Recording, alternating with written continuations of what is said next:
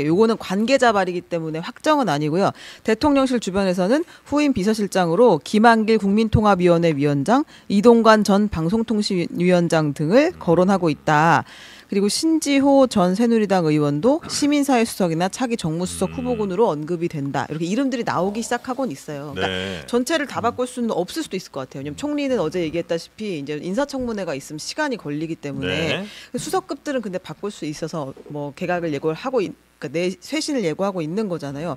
이런 분들의 이름들은 좀 어떻게 보시나요? 근데 그 관계자 발이라고 하면은 진짜 현실 인식이 정말 땅에 떨어져 있다라는 것을 보여주는 네. 것이라고밖에 안 보이는데 말씀하신 대로 협치가 가능하게 하거나 국정 기조가 전환된다라는 느낌을 줘야 되거든요. 근데 그거를 지금 나온 사람들의 경우는 전혀 그걸 줄 수 없는 거잖아요. 신지호 전 의원을 참 선호하시는 것 같아. 야 이거 대통령실에서. 유튜버들이 할 만한 이야기들을 지금 네. 관계자 발로 이렇게 나온다는 것은 저는 이번 선거도 네. 굉장히 준엄하게 받아들여야 된다고 보는데 만약에 이거를 무시하는 형태, 지금까지 2년 동안 해왔던 형태의 인사를 또다시 하게 된다 그러면 저는 이거는 더 큰 진짜 폭동이 올 수도 있다. 대통령이 어떻게 나라를 이렇게 통치를 하지? 어떤 분이 와야 됩니까 그러면? 지금 얘기한 대로 네.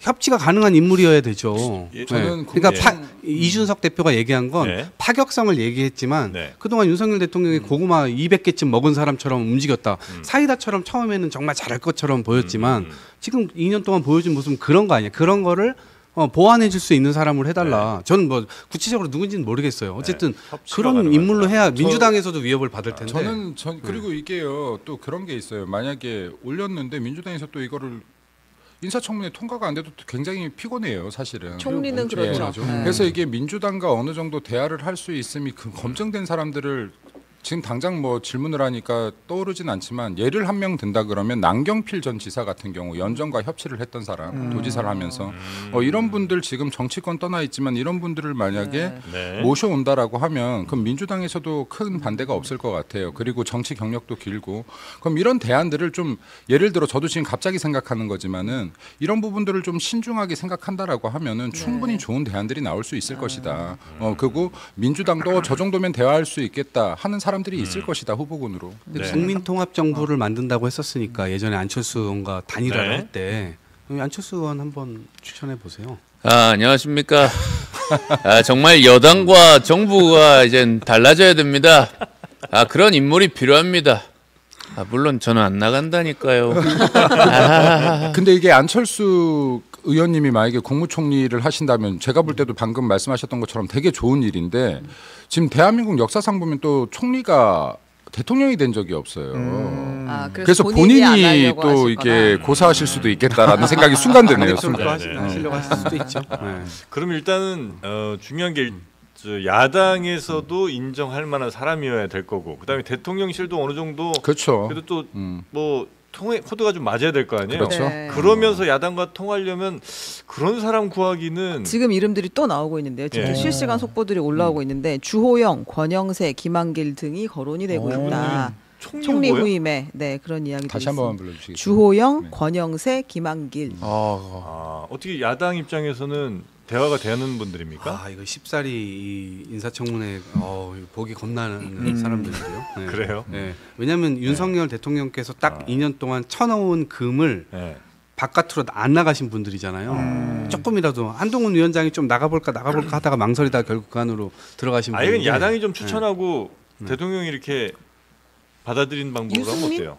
야당이 사심을 안 갖고 추천을 하면 괜찮은데 민주당이 이때까지 보면 이렇게 정치적으로 사심을 항상 많이 발휘해 왔기 때문에 좋은 분을 추천하지는 않을 것 같아요. 근데 선거 날 그날 이제 선거 방송 제가 다른 방송에 나갔는데 그때 나왔던 얘기는 거국내각까지 얘기 나왔거든요. 네. 뭐 200석까지 밀린다 이제 이렇게 얘기 나오니까 사실상 그러한 심정으로 지금 대통령은 자기가 그냥 어떻게 보면 그 강성 지지층만에 소구하는 대통령으로 역사에 기록될 것인지 아니면 실제 대한민국 자체 아까 말씀하셨던 민생 연금 고용 뭐 노동 이런 개혁을 실제로 해내면서 정치 개혁까지 완수하는 어쩌면 개헌까지 완수할 수 있는 그러한 대통령으로 남을 것인지에 대한 기로가 지금 네. 전 눈앞에 왔다고 보거든요. 그래서 그런 차원에서 어차피 국민의힘 의원들도 대통령이 하자 이거 하자 하면은 딱히 또 막을 사람도 없어 보이는데 네. 그런 지점에서는 충분히 국민의힘 의원들도 이번에 당선되신 분들도 그런 걸 막 두 손 두 발 들고서 막고 이러진 않을 것 같아요.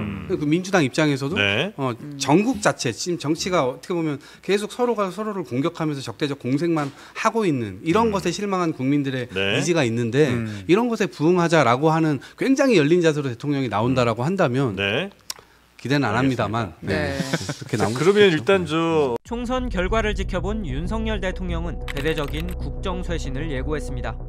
총선에서 나타난 국민의 뜻을 겸허히 받들어 국정을 쇄신하고 경제와 민생 안정을 위해 최선을 다하겠습니다. 이런 말씀을 주셨습니다. 국정 쇄신에 인적 쇄신이 포함되는 만큼 대통령 비서실장을 포함해 전 수석들은 이미 사의를 표한 상황. 오늘 중앙일보는 차기 비서실장 후보로 김한길 국민통합위원회 위원장과 이동관 전 방송통신위원장이 거론되고 있다고 보도했습니다. 김 위원장은 윤 대통령 당선 직후 국민통합위원장에 임명됐고 윤 대통령의 정치 멘토라고 평가받아왔습니다. 이 전 방송통신위원장은 지난 8월 임명됐지만 국회 탄핵안 처리가 다가오자 임명 98일 만에 자진 사퇴한 인물입니다. 인적 쇄신과 함께 조직 개편 관련 전망도 나옵니다. 야권과 협치를 모색하기 위해 정무장관직을 신설할 수 있다는 내용입니다. 중앙일보는 신설되는 정무장관으론 윤 대통령 당선인 시절 비서실장을 지낸 장제원 국민의힘 의원이 적임자란 관측이 나온다고 보도했습니다. 대대적 쇄신을 예고한 윤 대통령은 수석 비서관들의 사의를 사실상 수용하고 교체 시기와 대상을 검토 중인 걸로 알려졌습니다.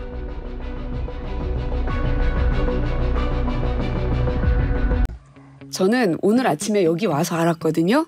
이 제목을 본 순간 아직 정신 못 차렸구나, 용산이. 이동관이란 사람에 대한 국민적 그 심판과 판단이 아직도 뭔지를 모르나. 후임 대통령 비서실장으로 이동관 전 방송통신위원장 등이 거론되고 있다는 질문에 고민정 당선인이 한 말입니다. 윤석열 대통령은 총선 결과에 대해 국민의 뜻을 겸허히 받들어 국정을 쇄신하겠다 밝혔는데 후임 비서실장 물망에 이동관 전 위원장이 오르자 직격을 한 겁니다.